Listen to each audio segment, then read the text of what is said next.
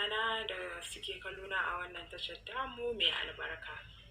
To yau dai za mu yi bayani akan yanda mace za ta dinga shan gaban namiji, yanda zai ji daɗi ba tare da sex ba ko wani abin, kawai da yanda za ta dinga shan gabansa ya ji daɗi sosai.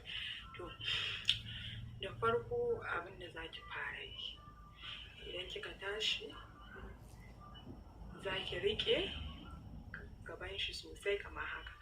In kika riƙe haka dai shi zai zama da shi yana tsaye ko kuma yana kwance ko kuma yana zaune bakin gado ne, bakin a kan kujera ne dai, duk dai inda yake zaune, amma dai za ki ɗan riƙe haka dai, ki ɗan rinƙa dai murza ta haka dai da hannu haka, kina murza ta haka, kina murza, saboda ba zai yi ki sha ta a lokacin da take kwance ba ta miƙe ba.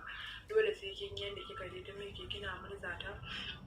Wannan 'ya'yan golayen guda biyu kin san tsakaninsa akwai 'yar tsaga, to kina saka hannunki haka a tsaga, kuma kina ɗan riƙewa da wannan hannun, kina ɗan haka kina sa ta, kina ɗan jijjiga, kina ɗan taɓa tsagan nan haka, kina murza da kina yi kina zuwa dai hannunki kina ɗan taɓa kan yanzu. To a lokacin zai miƙe sosai. To idan ya miƙe ba wai direct za ki zira bakin ki duka ki sha ba, a'a sai kin ɗan fara sa, to kin a lokacin kina murzawa mazidin shi zai dinga fita. To kai ki da wannan ɗan danshin mazidin nan za ki ɗan rinƙa sawa kina ɗan ja haka, zai yi zaton kamar a cikin gaban ki yake danshin nan. Za ki ɗan rinƙa dai ja haka da wannan mazid, kina ɗan ja haka dai inda hali ma kina ɗan tofa yawo haka kaɗan kina jijjigawa har lokacin ta miƙe.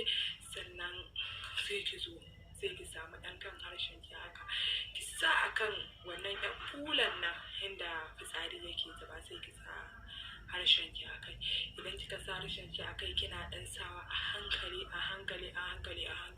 to kin ga gindin zai miƙe a tsaye dama yake, ba wai a haka ba, a tsaye yake.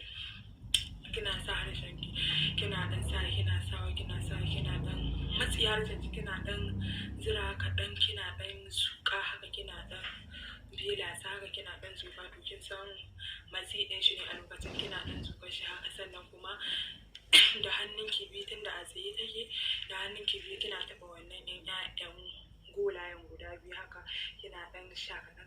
To a haka kina shan nan sai ki je kan rawul ɗan kaciyar nan tasa, sai ki dinga sa harshen ki kina ɗan haka, kina juyawa haka, kina tsotsar